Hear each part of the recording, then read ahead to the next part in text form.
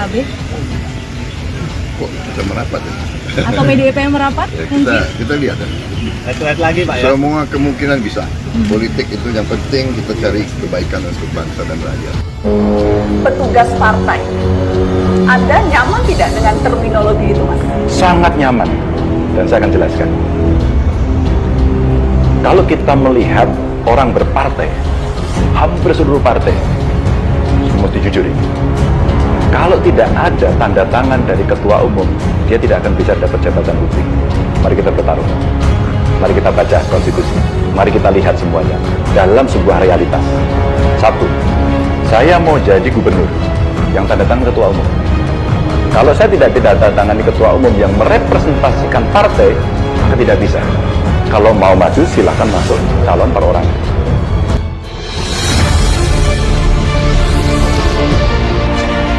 Masyarakat Pak Prabowo pantas menjadi didampingkan dengan Pak Ganjar Pranowo. Tanggapannya Pak Prabowo bagaimana? Tapi kan sudah dicalonkan sebagai presiden beliau. Untuk cawapresnya. Ya, partai saya mencalonkan saya sebagai capres. Dan partai saya agak kuat juga cara. Ya. Elektabilitas Bapak lagi tinggi Oke. ya, Pak? Oke. Hah? Kalau saran Anda kapan? Oh. Kita lihat perkembangan ya. Masih lama. Pendaftaran apa tuh? Oktober. Lama. Nanti kalian nggak ada kerjaan kalau cepat-cepat. Iya kan? Hah?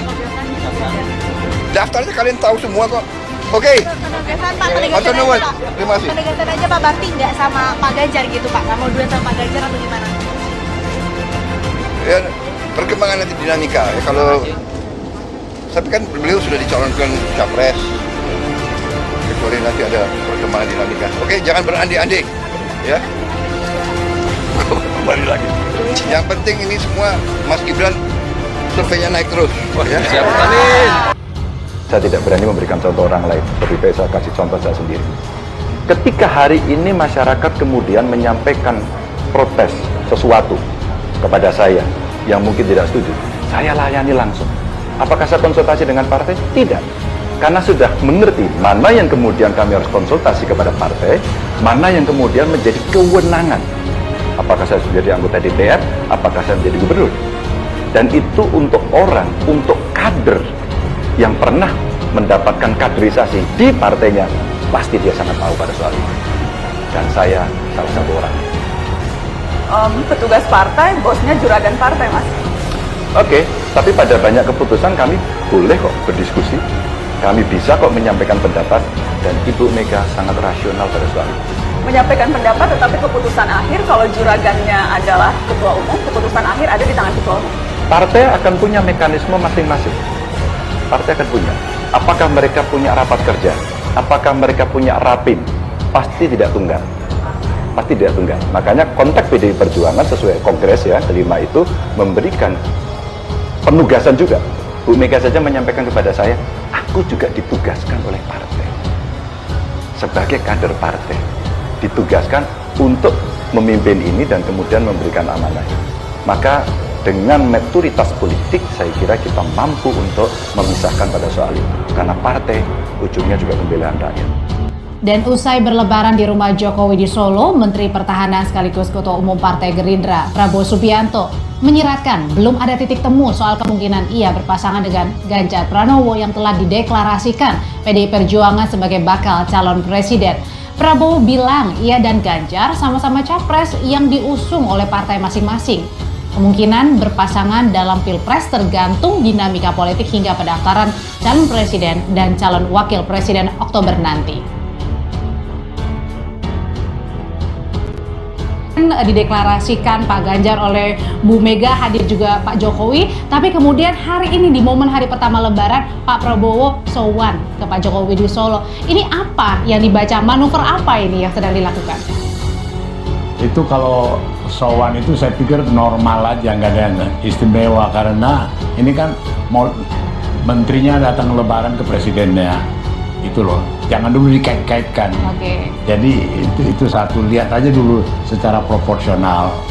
Artinya bukan dia saja, menteri yang lain juga silaturahmi Itu satu. Yang kedua, yang diumumkan kemarin oleh Ibu Megawati itu adalah mengakhiri satu penantian yang panjang dan juga spekulasi dan teka-teki, ya kan?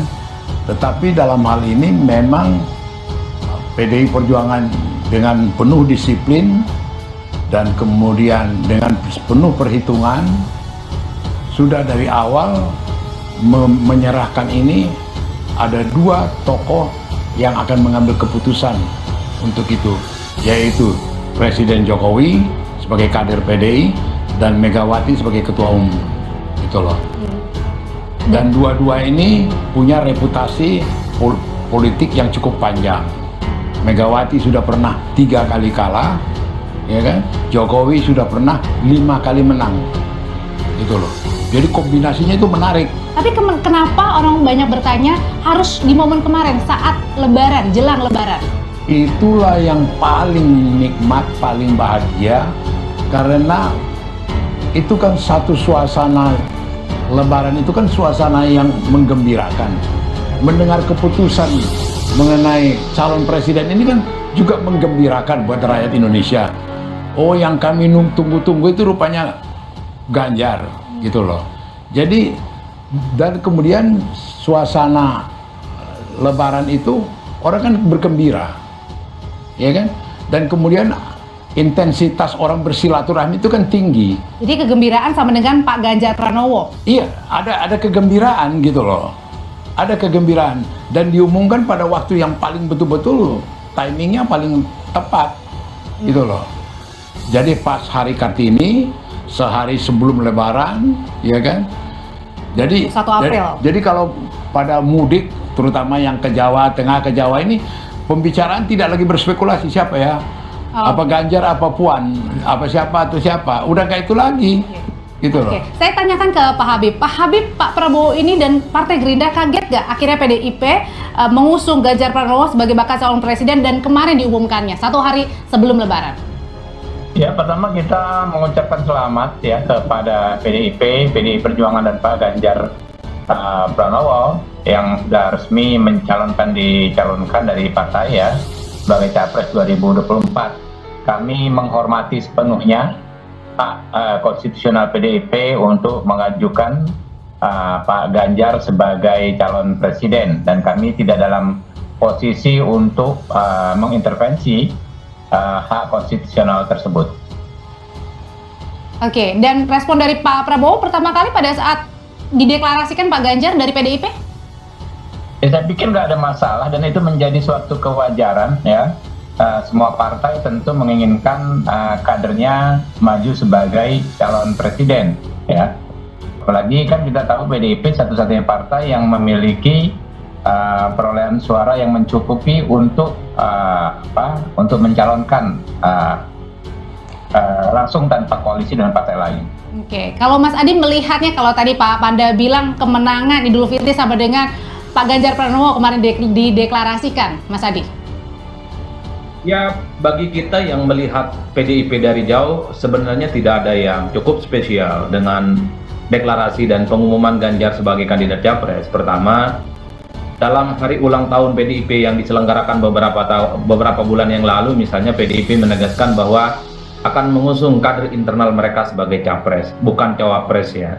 Jadi pastinya yang diusung adalah kader. Yang kedua, memang jauh-jauh hari kalau kita mengacu pada angka-angka statistik, angka-angka kuantifikasi, di antara sekian banyak nama-nama kader PDIP ada Mbak Puan Maharani, ada Ganjar Pranowo, ada Tri Risma Maharani, dan seterusnya itu.